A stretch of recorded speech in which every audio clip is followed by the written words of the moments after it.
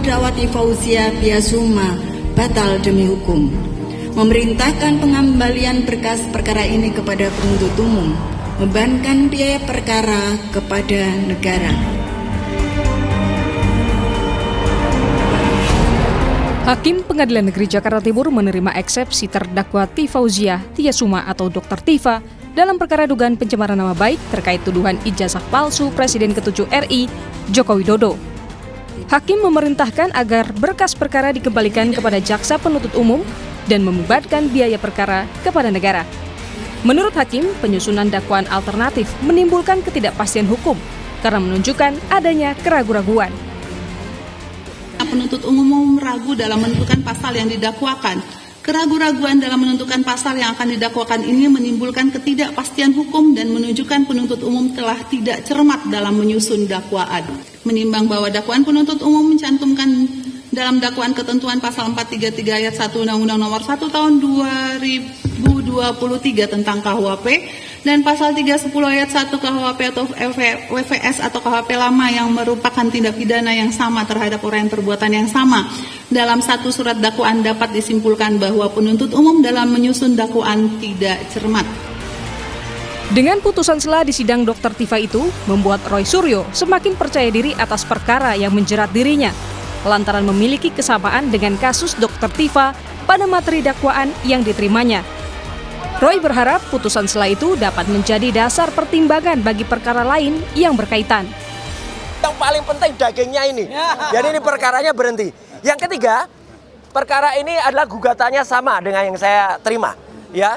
Jalannya juga sama, dakwaannya juga sama, sehingga ya dan kawan-kawan. Sehingga insya Allah, kalau memang hukum itu lurus ya, ini tidak hanya menjadi presiden, tapi menjadi jurisprudensi. Jadi putusan dari Dr. Tifauzia Tiasuma ini akan kemudian nanti harus berlaku juga untuk kemudian kasus saya. Meskipun saya tetap harus menjalani persidangan dulu, kemudian kita masukkan gugatan yang sama. Sementara itu, kuasa hukum Jokowi, Rifai Kusumanegara, menghormati putusan Majelis Hakim Pengadilan Negeri Jakarta Timur. Putusan itu merupakan bagian dari mekanisme koreksi dalam sistem peradilan. Meski begitu, ia memastikan perkara dugaan pencemaran nama baik tidak berhenti. Proses hukum tetap bisa dilanjutkan setelah jaksa penuntut umum memperbaiki surat dakwaan.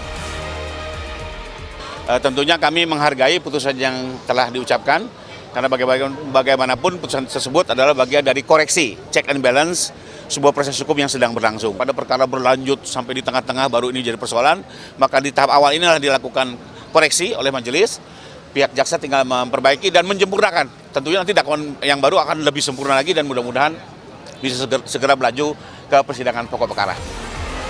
Sebelumnya, jaksa mendakwa Tifa melakukan tindak pidana fitnah dan pencemaran nama baik Jokowi selaku Presiden ke-7 RI atas tudingan ijazah palsu. Dalam kasus ini, kolega Tifa, Roy Suryo, juga diproses hukum. Namun, kasusnya belum masuk sidang perkara utama karena Roy Suryo masih melakukan perlawanan hukum lewat pra-peradilan. Tim Liputan, Kompas TV.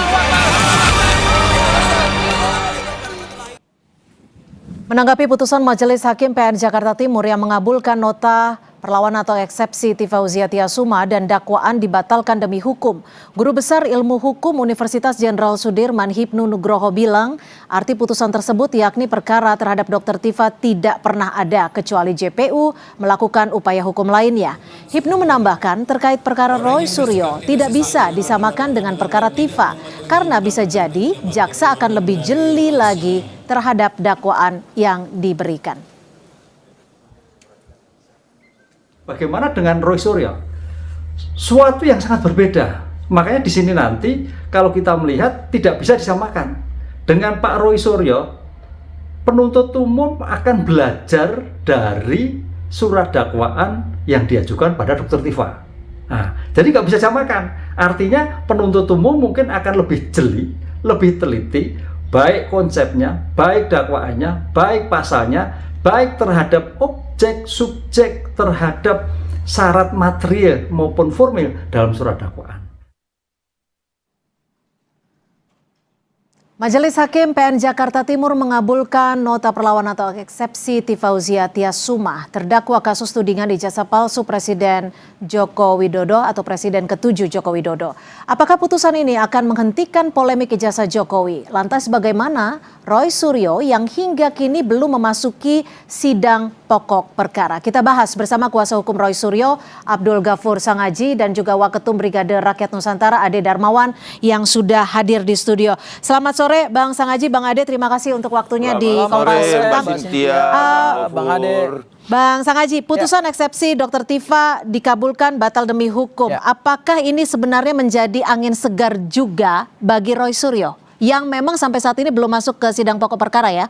Ya, jelas menjadi angin segar. Tadi disampaikan oleh Prof. Hipnu memang benar, tapi harus dibedakan antara apa yang disampaikan Prof. Hipnu ketika surat dakwaan belum dilimpah. Persoalannya adalah ini kan surat dakwaan sudah limpah.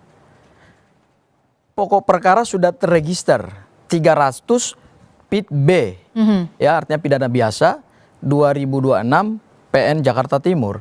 Bu Tifa itu 301, ya PIT B.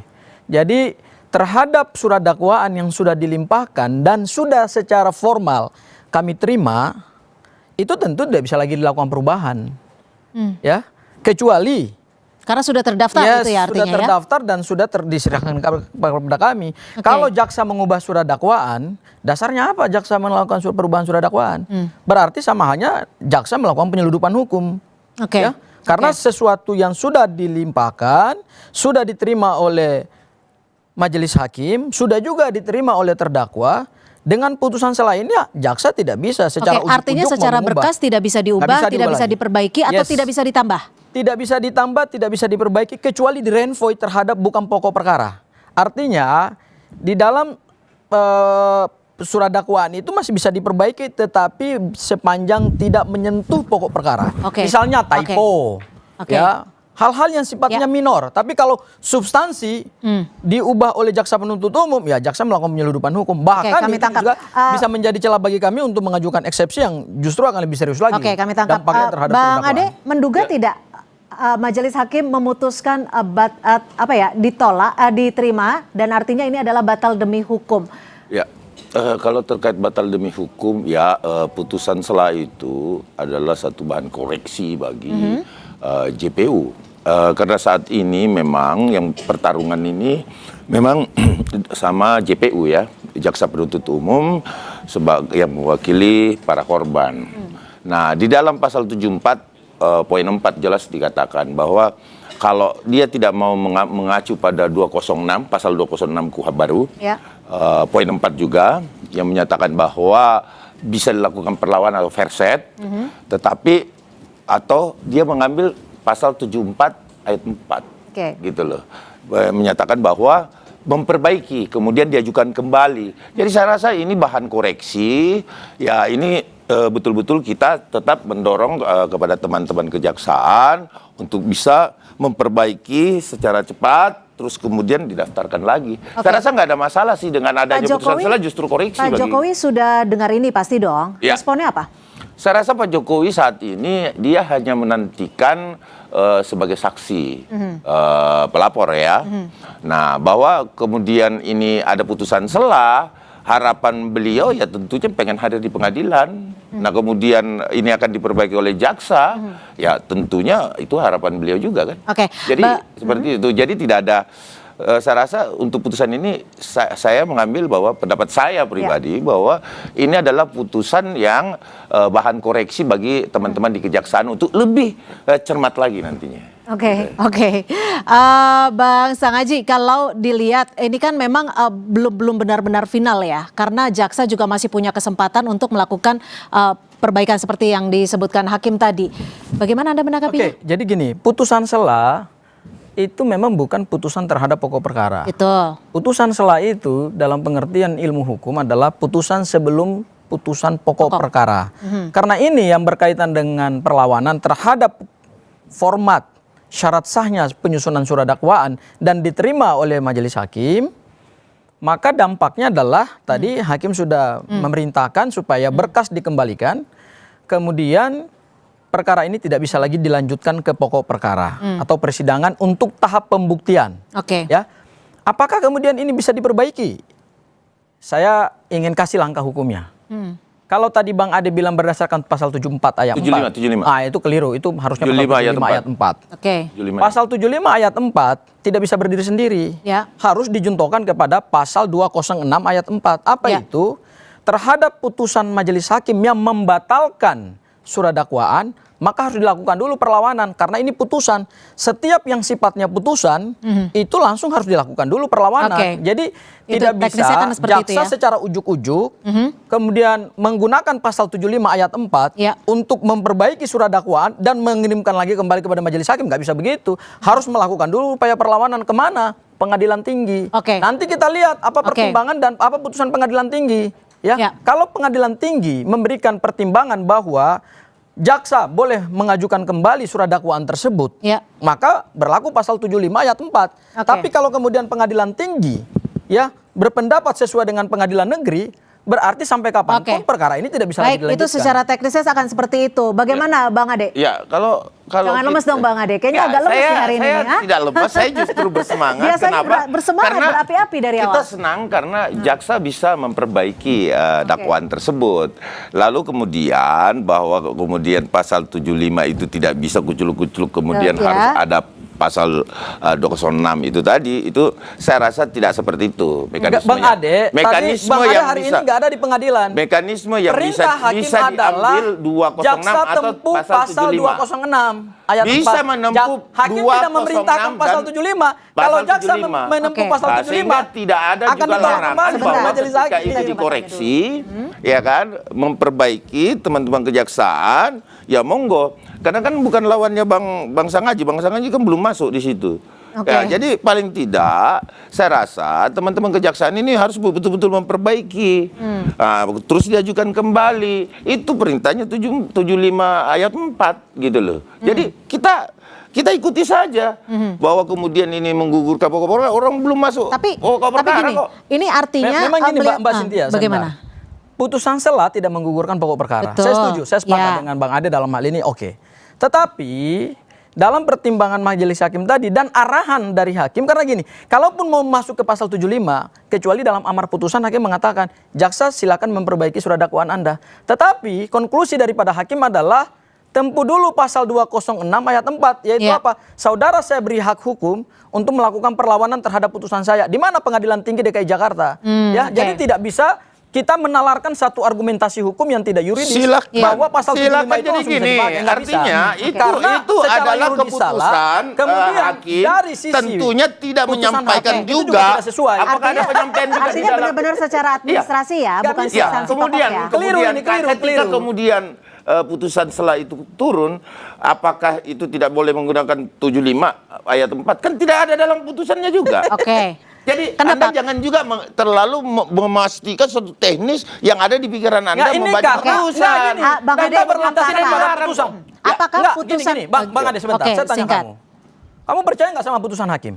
Percaya dong. Kamu percaya nggak sama asas res judicata pro Oh, varietas betul? pasti. Kalau Anda percaya Inti- terhadap putusan hakim, Jadi maka begini, hakim tadi begini, jelas Bung, bahwa Bung tidak tujuan boleh apa-apa, pasal intinya apa? 206 harus Intinya dipakai sesuatu dulu. teknis. Pasal 206 harus dipakai tanpa- dulu, Iya, yaitu kalau pasal apa? 206 Lakukan harus dulu dipakai dulu perlawanan ke terhadap pengadilan. putusan Tidak hakim, harus. baru 75 kemudian juga nanti bisa setelah itu dilakukan. dilakukan Tidak sepakat, perbaikan. tidak sepakat. Bisa. Tidak sepakat. Ya, itu kan omongan dia. Saya rasa Kalau dia sama omongan Anda Bukan, juga. kalau kok. Anda mau Anda menghormati juga ngomong begitu kok. hormati keputusan Gimana hakim, sih? Ya. maka tadi perintah hakim jelas. Jaksa tempuh Oke. pasal 206 ayat 4. Berarti gini. Yaitu apa? Lakukan perlawanan. Oke. Tapi tidak tiba-tiba dilarang masukkan untuk menggunakan pasal 75, Bang Ade, Bos. Nggak bisa. Bang Ade, apakah lu Pak nggak Jokowi sangat-sangat Hakim kecewa telah menetapkan terhadap itu putusan dalam hasil putusannya, dari gitu. putusan sela ini? Tidak, tentunya. Karena kan Pak Jokowi sudah benar-benar siap akan hadir menunjukkan ijazahnya. Ya, tentunya disitulah kapasitas Pak Jokowi sebagai saksi pelapor. Bahwa kemudian perkara ini adalah perkara JPU, perkara negara. Negara sudah mengambil alih dengan masyarakat melaporkan. Nah, kalau ada masyarakat menjadi korban seperti Pak Insinyur Joko Widodo, kemudian melaporkan kepada negara, menyerahkan kepada negara melalui kepolisian, kemudian kejaksaan. Nah, itu terjadi beban negara di situ. Oke. Hadirnya negara di situ. Oke. Jadi saya rasa secara teknis juga teman-teman kejaksaan lebih tahu apa langkah yang akan mereka ambil. Oke. Dan kita tetap support. untuk segera memperbaiki. Oke, nah Bang Sangaji, artinya putusan sela ini membuat Roy Suryo, kalau tadi Anda menyebutnya ini angin segar Ya ya? angin segar. Karena Oke. gini, karena yang dipersoalkan dalam nota perlawanan kemudian diterima dalam pertimbangan hakim adalah penggunaan dakwaan kombinasi. Oke, Ya, tapi dakwaan kombinasi itu sama dengan dakwaan kami. Ada 4 dakwaan, alternatif primer subsidiar, kemudian pasal 35 dan pasal 32. Ya. Yang jadi kacau balau dalam perkara ini adalah ketika jaksa menuntut Mas Roy dan Bu Tifa menggunakan 2 rezim KUH pidana yang berbeda. Oke, Ini nggak sebelum boleh. kita ke teknis ke sana, ini kan sebenarnya ijazah polemik Pak Jokowi sebenarnya sudah berlangsung sangat lama.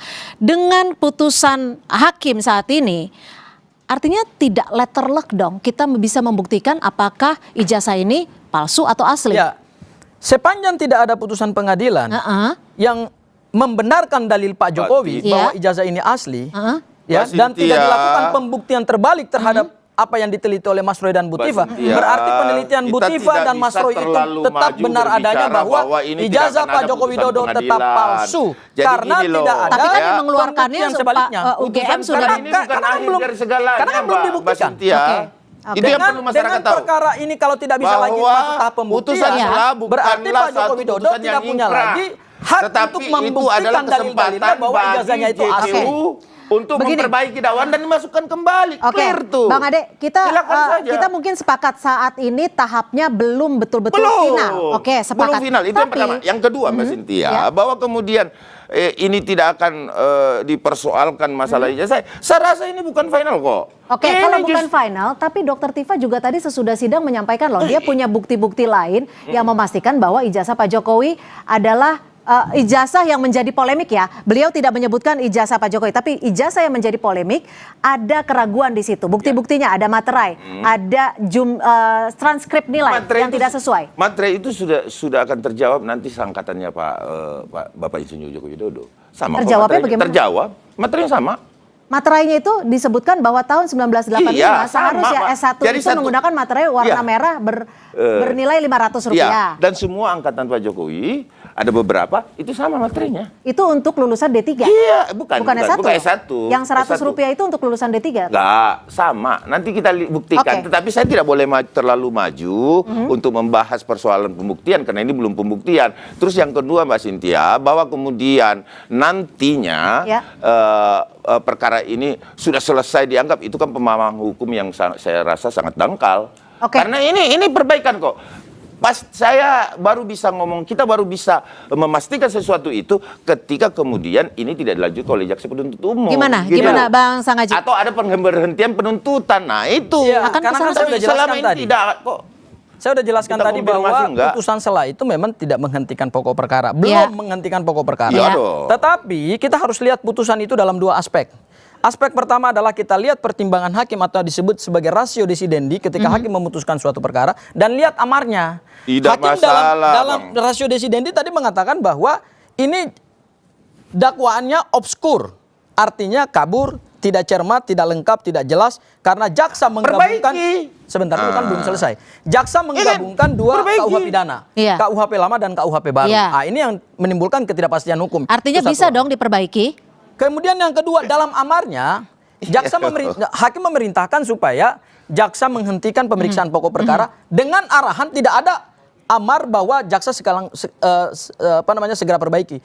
Hakim mengatakan di dalam persidangan terbuka untuk umum, jaksa Anda punya hak untuk menempuh pasal 209 KUHP yang baru ayat 4 206 ya. KUHP yang baru yaitu apa? Lakukan perlawanan. Jadi bisa saja jaksa bisa memperbaiki, tetapi dengan satu syarat adalah, tetapi dengan satu syarat adalah harus memperbaiki. 75 ayat 4. Harus. Jadi Anda jaksa melakukan perlawanan harus dijuntukan. Tidak bisa itu teknis. Sekarang ini jaksa yang akan punya kewenangan. Iya dong. Kalau jaksa tiba-tiba muncul untuk memperbaiki surat dakwaan, saya yakin dan percaya itu akan ditolak.